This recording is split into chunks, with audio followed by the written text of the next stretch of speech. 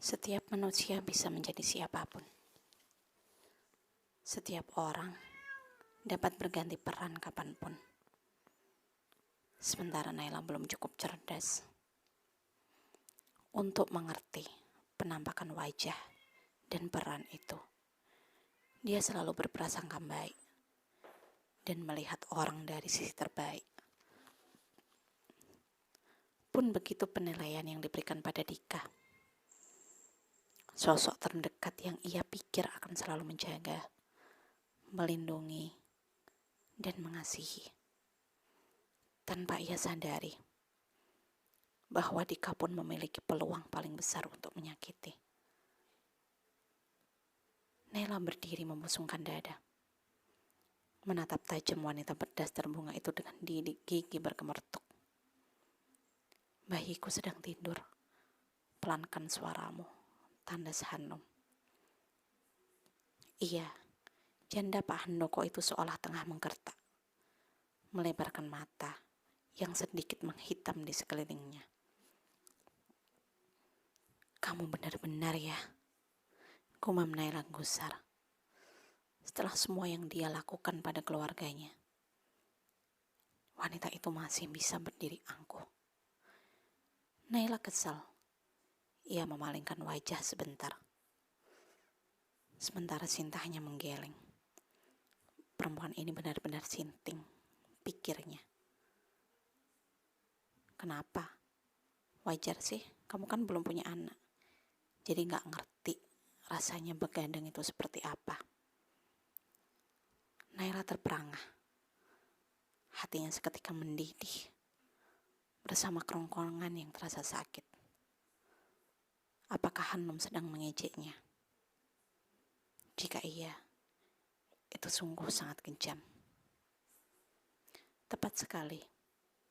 Sebagai istri, aku memang belum bisa memiliki anak.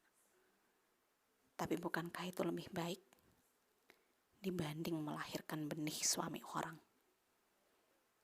Naila terkekeh. Wanita itu masih menatap Hanum dengan sengit. Sementara Dika tak berdaya.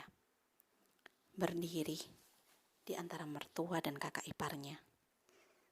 Suami orang? Apa maksudmu? Dia anak bapakmu. Bayiku adalah adikmu. Naila terbahak. Pun begitu dengan Bagas yang menggeleng dan berdecih sengit. Hanum, kasihan sekali. Kamu masih ngantuk ya? Atau masih berselancar di alam mimpi?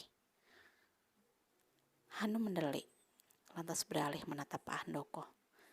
Mas, dia anakmu. Namun Pak Handoko menggeleng. Anak yang mana? Anak kita, Mas. Dia anakmu. Pak Handoko hanya kembali menggeleng dan melihat perempuan itu dengan sebelah mata. Ish, Naila berdecih. Tolong percayalah, Mas, dia anakmu. Bayi yang kita harapkan bersama, ucap Hanum memelas. Pak Handoko diam. Bu Sumarni pun memalingkan muka. Seolah mereka sudah sangat jengah dengan sikap Hanum yang tak kunjung bersikap dewasa. Bukankah mengakui kesalahan dan meminta maaf itu lebih mulia daripada banyak bicara untuk menutupi kebohongan? Kamu masih mau berdalih, bersembunyi dengan muka malas itu? Percuma, tak ada yang akan percaya. Lagian Mas Dika sudah mengaku kalau itu anaknya. Naila mengarahkan telunjuk pada sesosok lelaki. Seseorang yang Hanum kira bisa menjaga rahasia besar ini. Cinta pertama yang masih menjadi pemilik mutlak tahta hati. Hanum terperangah. Seketika itu ia menatap Dika yang sedari tadi luput dari penglihatannya. Lelaki itu terlihat mengenaskan. Tertunduk gelisah dengan sudut bibir berdarah. Mukanya lebam. Mas Dika, gumam Hanum. Dika sedikit menggondongak, namun ia tak menatap Hanum secara utuh. Kami memang dekat, tapi bukan dia ayah dari anakku. Naila terkekeh. Oh ya?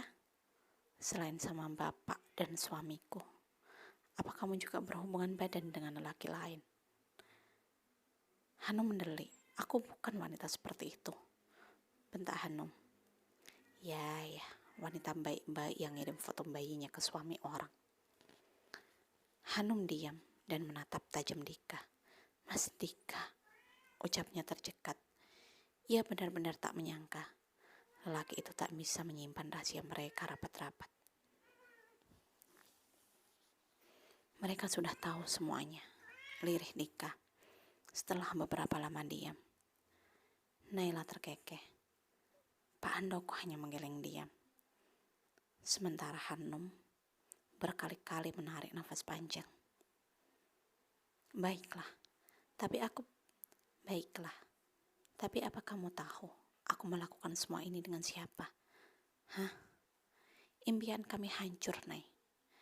Hari-hari kami binasa. Dan itu karena kamu. Karena kamu juga menginginkan cinta pertamaku. Detik demi detik kulalui penuh siksaan. Langkah demi langkah aku berjalan dalam kehancuran. Setiap waktu aku berusaha menyembuhkan sakit ini. Tapi itu tidak mudah. Ucapnya terjeda. Hanum menangis. Nyatanya, yang kau lakukan dengan suamiku itu tetap zina dan dosa besar. Tak peduli itu cinta pertama atau cinta terakhir. Yang pasti, dia suamiku. Dan hanya tubuhku lah yang halal disentuhnya. Bukan kamu. Aku tahu itu. Kumam Hanum dengan mengangguk-anggukkan kepala pelan. Aku juga sudah berusaha menghindar dari Mas Dika. Aku sudah mencoba menjauhi darinya. Dan kau mendekatinya lagi kan? Potong Naila cepat. Hanum diam. Nafasnya terengah bersama bening yang membanjiri wajah. Ia terisak. Namun apa artinya air mata itu sudah tak lagi berguna di antara orang-orang yang membencinya. Tak semudah itu, Nay.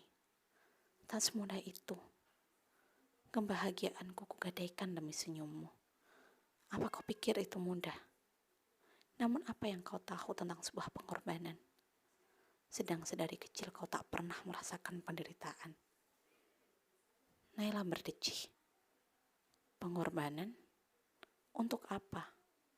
Toh pada akhirnya kau tetap menjilatnya kan? Kalau ingin berkorban, lakukan sampai tuntas. Kalau sekiranya sangat berat, gak usah sok-sokan jadi pahlawan. Lagian, aku tidak pernah memintamu melakukannya kan? Dan tanpa menikah dengan Mas Dika pun, aku akan tetap hidup, berumah tangga dengan lelaki lain.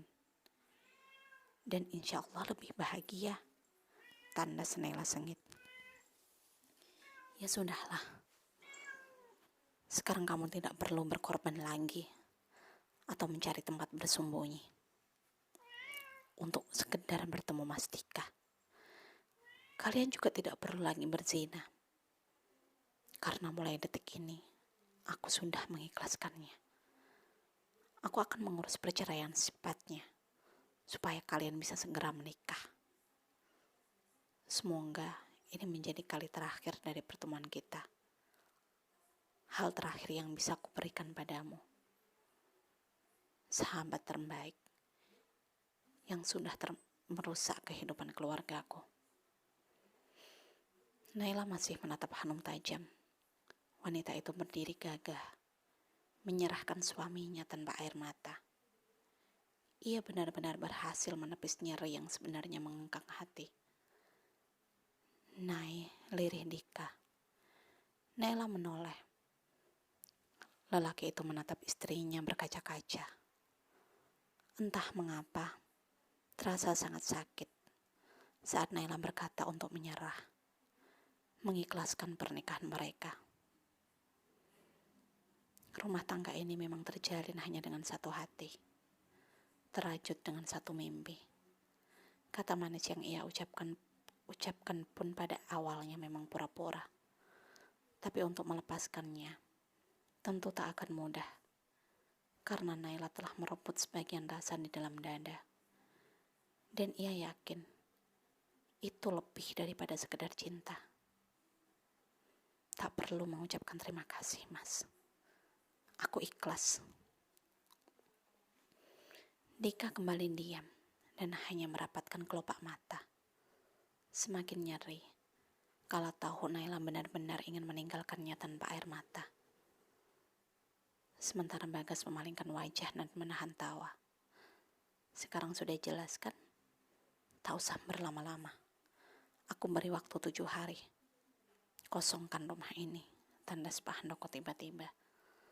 Dan seketika membuat Hanum mendelik, menatap mantan suaminya. Kosongkan? Apa maksudmu, Mas? Ini rumahku. Kau sudah memberikannya padaku. Apa aku pernah bilang seperti itu? Aku cuma mengizinkanmu tinggal, bukan memberikan rumah ini padamu. Hanum terperangah. Wanita berumur 30-an tahun itu menatap Pak Handoko dengan mulut sedikit terbuka. Tapi kan, tanyanya mengambang. Pak Handoko menggeleng. Hanum, kamu memang telah berhasil merayuku. Tapi aku tidak bodoh soal uang. Untung dan rugi, semua sudah kuperhitungkan. Tandasnya cepat. Hanum masih berdiri menganga dengan tarikan-tarikan nafas panjang. Bu Sumarni diam dan sepertinya tersenyum penuh kemenangan. Hening, tak ada lagi yang bicara. Hanya angin yang terasa sekali menggerakkan daun pintu yang setengah terbuka.